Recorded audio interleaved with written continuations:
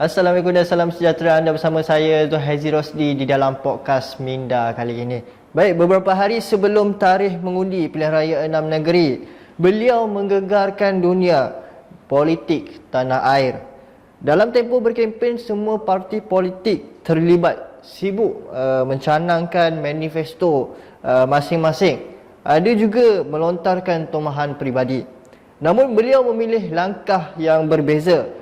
Hanya beberapa hari sebelum 12 Ogos, iaitu pada PRN kali ini, Sabtu ini, Ahli Majlis Pimpinan Tertinggi Bersatu Malaysia, iaitu Dr. Muhammad Faiz Naqman, mengumumkan meletak jawatan termasuk berhenti sebagai ahli Parti Bersatu itu berkuat kuasa pada Isnin lalu. Siapa beliau? Kenapa melakukan sesuatu yang di luar kebiasaan? Tikam belakang ataupun mahu menjadi hero? Podcast Minda Sumber Kini kali ini berpeluang mendengar sendiri kata-katanya. Jadi apa khabar doktor? Khabar baik. Khabar baik. Jadi sebenarnya adakah kenapa doktor sebenarnya keluar daripada Parti Bersatu? Adakah disebabkan Bersatu telah pun hilang daripada tujuan sebenar perjuangan mereka? Ya, seperti mana yang saya telah pun beri kenyataan dalam saya punya kenyataan media pada hari pertama saya menyerahkan surat peletakan jawatan saya dan keluar daripada Parti Bersatu. Saya juga sertakan dengan kenyataan media lah, berserta dengan alasan-alasan kenapa saya berbuat demikian lah, dalam lebih kurang 3 muka surat. So dalam itulah sebab-sebab yang saya perincikan, dan sebab-sebab itu lebih kepada sebab-sebab yang berkaitan dengan prinsip dan juga fundamental yang saya pegang selama ni, yang saya percaya dengan perjuangan Parti Bersatu yang asalnya sepatutnya begitu kan. Tapi bila dah 7 tahun saya berada dalam Parti Bersatu, sejak awal lagi tahun 2016 sampai 2023, saya tengok ada beberapa elemen-elemen yang sebenarnya tidak pernah betul-betul dibaik pulih, tidak pernah betul-betul diperkasa ataupun diberi perhatian kan. Jadi benda ni melibatkan banyak elemen, antaranya pengurusan parti kan, dari segi hala tuju, termasuk pengkadiran, dan yang mencetuskan yang saya tak boleh nak terima apabila sesi untuk menamakan calon, terutamanya untuk PRN Selangor. Itulah yang saya tengok kemuncak sebenarnya Parti Bersatu pada pendapat saya lah, warga dia telah pun dikhianati oleh kepimpinan, kerana ada watak-watak yang sebelum ini mereka ni keluar daripada Parti Bersatu, sama ada sebelum PRU ke-15 ataupun waktu PRU ke-15, mereka bukan berada di pihak Perikatan Nasional, mereka bertanding menentang kita pun, sama ada dalam wadah Parti Pejuang atau yang mengikuti Datuk Zuraida pada ketika tu, dia pergi ke Parti Bangsa Malaysia contohnya. Jadi watak-watak yang sebegini muncul sebagai calon Perikatan Nasional di peringkat Selangor, untuk Selangor kan, sama ada atas tiket Parti Bersatu dan juga tiket Parti Gerakan. Tapi pokoknya mereka ni menjadi calon Perikatan Nasional, di mana pengerusi Perikatan Nasional ialah Tan Sri Muhyiddin Yassin, dan beliau bertanggungjawab memberi watikah untuk pencalonan tersebut. Dan selain daripada itu, ada juga watak-watak bidang terjun yang memang tidak kena-mengena dengan akar umbi dan juga kepimpinan bahagian Bersatu di tempat itu, tiba-tiba dimunculkan. Sebagai contoh kan, mereka yang ada jawatan dalam UMNO tiba-tiba lompat daripada UMNO terus masuk jadi ahli Bersatu, terus jadi calon. Jadi menimbulkan keriuhan di lebih kurang dalam 9 bahagian Bersatu dekat Selangor pada ketika itulah. Berlaku macam pemberontakan, berlaku macam boikot-memboikot, sampai ada dekat hulu Selangor tu dia orang bakar bendera Perikatan Nasional. Tu sesuatu yang tindakan yang ekstrim, yang kita pun tak sangka kenapa warga Bersatu Akar Umbi marah sampai ke peringkat macam itu sekali kan. Kemarahan tu kita boleh faham sebenarnya. Ketua-ketua bahagian ni, kalau kita menyelami lah dia, kita mendekati mereka, sebab saya pun ada di kalangan mereka ni, saya berkawan dengan mereka. Kalau kita bertanya mereka ni, mereka sebenarnya bukanlah mereka yang nak jadi calon sangat. Kan, kalau mereka tak terpilih menjadi calon pun, mereka boleh terima calon daripada luar, asalkan calon itu ialah daripada saf kepimpinan Bersatu yang sedia ada, sama ada di peringkat negeri ke ataupun di peringkat pusat. Tapi apa yang berlaku ialah tempat mereka ni dicampak calon yang kadang-kadang yang mereka pun tak kenal ataupun yang baru kenal, ataupun yang mereka tahu calon ni memang tak boleh hendak didendangkan, lemah sangat. Kan, jadi itu yang menyebabkan mereka terkilan apabila saranan daripada kepimpinan bahagian tu tidak didengari oleh pembuat dasar untuk yang memilih calon. Terutamanya inilah jawatan kuasa pemilihan calon yang dipengerusikan oleh Datuk Dr. Razijidin. So itu antara watak yang utamalah yang dalam memilih calon. Jadi benda-benda yang macam inilah menyebabkan saya rasa dah sampai satu kemuncak. Saya lihat PRN untuk Selangor ni macam nak mengulangi PRN Melaka, PRN Johor, di mana Parti Bersatu mengalami kekalahan yang teruk. Kerana antara faktornya yang kita tidak betul-betul war-warkan, faktornya ialah pemilihan calon yang lemah, yang ditolak oleh warga tempatan, calon yang recycle, calon yang terlampau tua, contohnya, kan? Sebut pasal soal tua dengan muda. Tak ada seorang pun calon yang muda, calon daripada Bersatu dekat Selangor ni daripada Armada, Sayap Pemuda Bersatu. Dulu ada, kan? Sekarang langsung tak ada. Ketua Armada Selangor pun tak dapat tempat, kan? Jadi benda yang macam inilah yang menduka citakan, sebab saya ni sebagai salah seorang pemimpin yang masih lagi muda lah, saya memang pro kepada watak-watak muda, orang baru. Sebab itu yang antara roh penubuhan Parti Bersatu ni, kita nak ada perbezaan dengan UMNO. Antaranya benda ni lah, kita nak menyusun ke arah kepimpinan yang segar dan muda. Dan bila sebut tentang perkataan segar dan muda, perkataan tu ada dekat billboard iklan daripada pihak MB Amiruddin Syari ni, kan? Ada billboard tu saya tengok, kan, yang nak iklan tentang Selangor ni, kan, dia kata segar dan muda. Jadi saya pun terfikirkan, kenapa pihak mereka ni, kerajaan perpaduan, kerajaan Selangor ni, dia berani buat billboard tu, sebab dia tahu sebelah Perikatan Nasional tak boleh nak guna perkataan segar dengan muda tu. Kenapa? Kerana calon-calon tu dah lah dia tak segar. Banyak yang pernah kalah dalam PRU ke-15. Ibarat calon yang kitar semula. Kitar semula, puak-puak kartel ni lah. Saya cakap terus terang, yang kartel ni kebanyakannya dah ditolak dekat tempat masing-masing, dekat negeri mereka pun, negeri Selangor, kan, mostly, kan. Jadi yang ini dah tak segar sebab dah pernah kalah, kan. You naikkan dia balik sebagai calon. Lepas tu you tak boleh nak guna perkataan muda tu sangat, sebab kebanyakan calon memang tak muda, kan. Dah lah yang ada yang lebih tua, yang dah bersara pun ada, kan. Jadi ini satu signal yang salah, isyarat yang salah yang you tawarkan kepada warga Selangor. Warga Selangor ni warga yang maju, yang banyak berpendidikan, yang intelektual, yang yang terdedah kepada pelbagai informasi, dan mereka boleh banding-bandingkan antara calon mana yang mereka nak pilih, kan. Dan bukan saja itu, malah ada juga calon yang di mana tahap akademiknya boleh dipersoal. Betul saya cakap ni calon Perikatan Nasional, tahap akademik yang ditulis dekat poster tu, ada tanda soal tu. Kalau you siasat tengok, ada yang tiba-tiba bila masa Mamat ni pernah ada diploma, contohnya. Contoh, kan, kita tahu dia ni tiada sebenarnya, tapi tiba-tiba dia ada benda ni. Kenapa dia ada sijil ni? Jadi benda-benda macam ni lah sebenarnya orang tempatan, orang tempat itu kenal orang ni siapa, kan. Bila tiba-tiba bila keluar poster dia, ada academic something, kan, yang di mana selama ni benda tu tak ada pun, tapi dia boleh ada. So saya mohon warga pengundi siasat benda ni betul-betul. Jangan tertipu dengan calon-calon yang bagi saya tak ada kualiti pun, kan, bekas yang melompat daripada parti lama. Sekadar atas kertas sajalah. Dia letak atas kertas nak bagi sama taraf dengan pesaing dia lah kot, kan. Tengok pesaing semua ada ijazah diploma, pak tiba-tiba dia ni ada diploma, ataupun dia tak sebut diploma, dia kata kursus. Macam dia pernah masuk kursus tapi tak tahu dia dapat apa, kan, CJ ke diploma ke, tapi ada kursus. Itu tu saya serahkanlah kepada kebijaksanaan para pengundi dan warga kat sana. Cek lah tengok. Tapi ni benda-benda yang saya fikir boleh memperbodohkan pengundi dekat Selangor.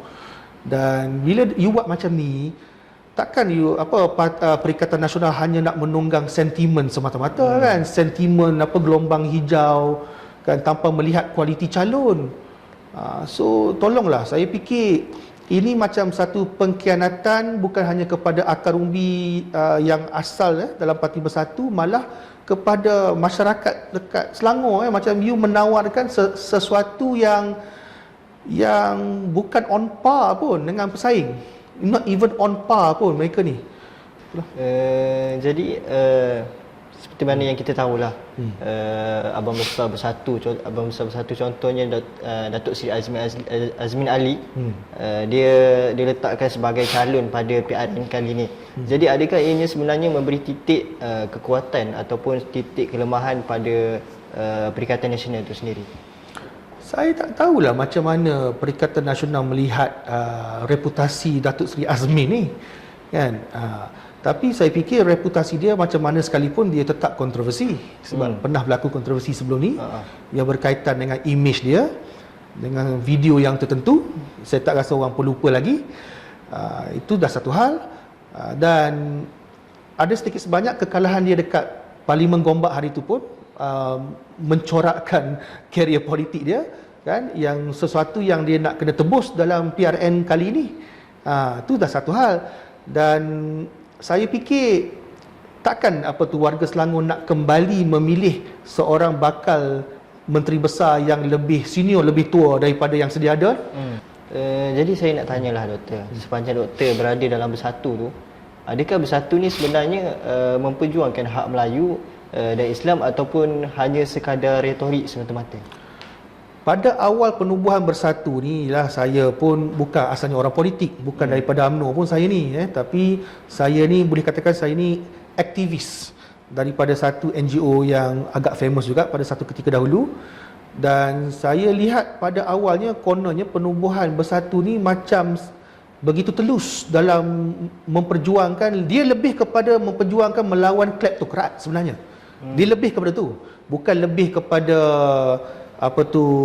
kemelayuan dengan yang islamisasi tadi, tidak. Tapi dia ada mengambil roh itu, sebab dalam Perlembagaan Bersatu pun dia mempertahankan apa-apa yang termaktub dalam perlembagaan negara lah, termasuk hal agama dan hak bumi putera. Dia ada benda tu. Cumanya penekanan pada awalnya lebih kepada nak menentang golongan yang korup kononnya. Jadi oleh kerana itu Parti Bersatu ni kena kelihatan bersih, kena nampak lebih berintegriti kan, menolak rasuah lah konon. Tapi itulah hakikatnya, bila masa dah berlalu kan, kita pun dah berpecah daripada pihak Tun Dr. Mahathir apa semua.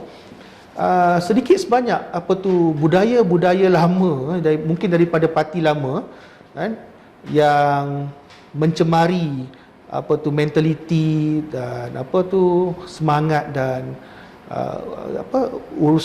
urus takbir, sedikit sebanyak ada unsur-unsur yang tidak berintegriti kan.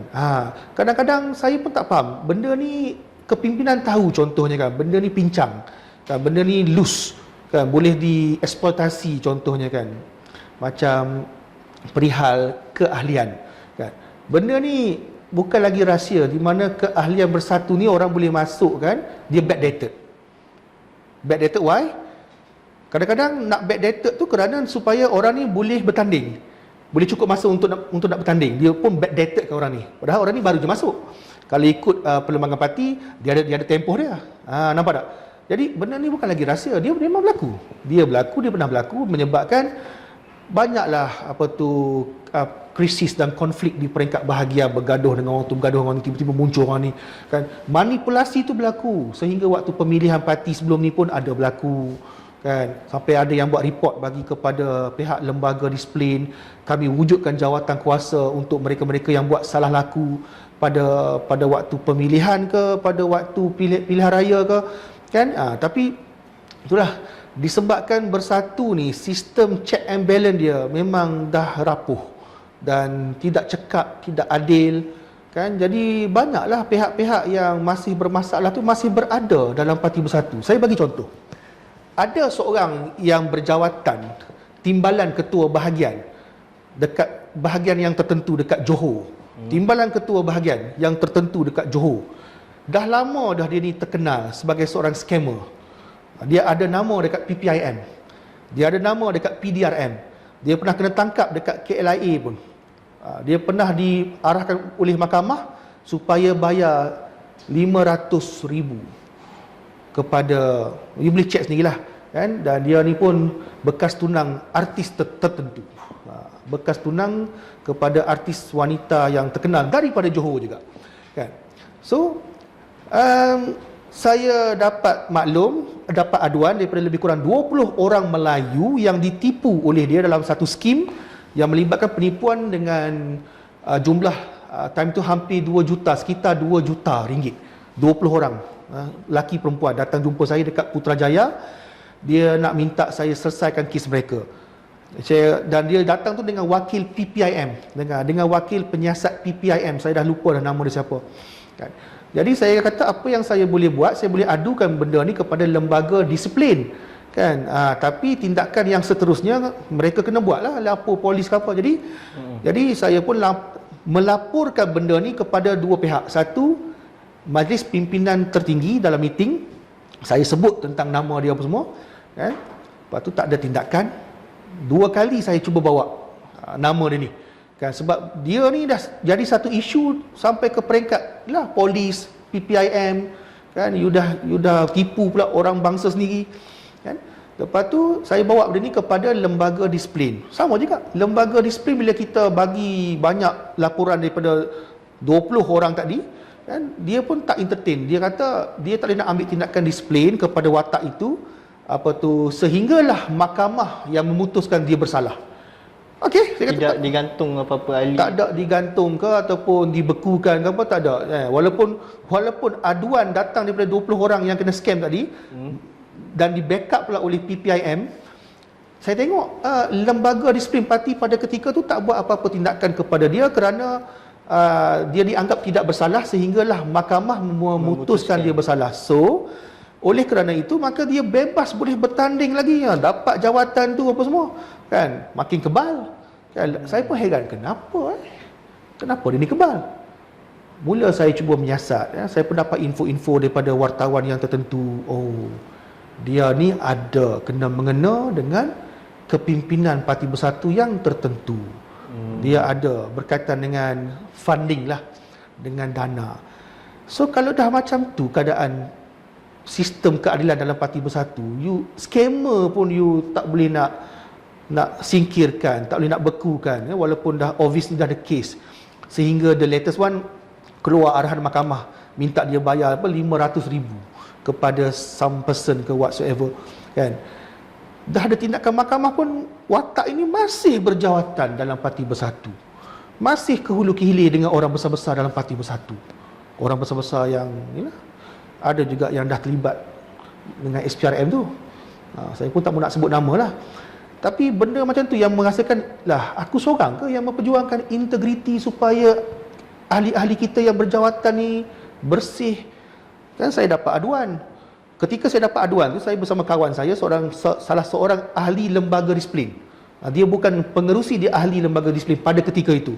Dia pun dah keluar dah daripada Parti Bersatu. Dia tengok walaupun dia ni ahli lembaga disiplin yang paling muda pada ketika tu, dan dia paling kritikal, paling berani, dia pun macam tidak diterima dalam circle lembaga disiplin pada waktu itu. Tu dia pun keluar. Dia seorang profesional kan, seorang accountant, chartered accountant kan, sampai ke peringkat international.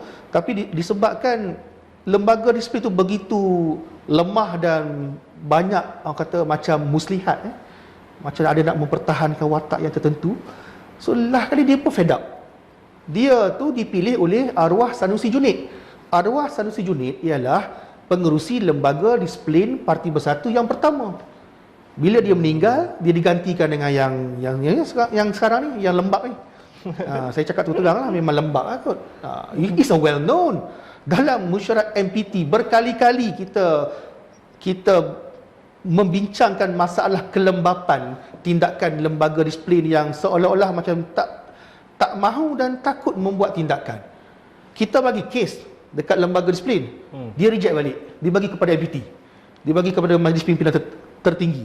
Jadi bila dia bagi pada kita balik, dia seolah-olah dia nak suruh pihak MPT yang decide nak hukum apa.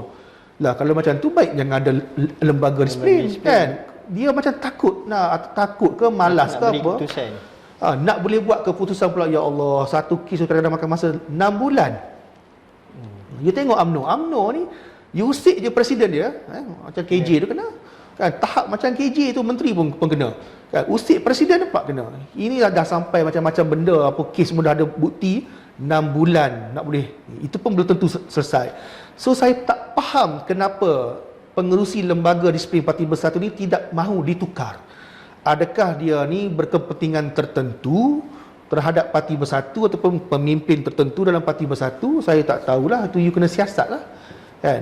Kenapa payah sangat you nak tukar ke pengerusi lembaga disiplin yang begitu bagi saya bermasalah, yang menyebabkan banyak kepincangan berlaku, hantu-hantu raya ni dia bermaharajalela dalam Parti Bersatu ni yang tidak dihalau ni kerana lembaga disiplin pincang tugas.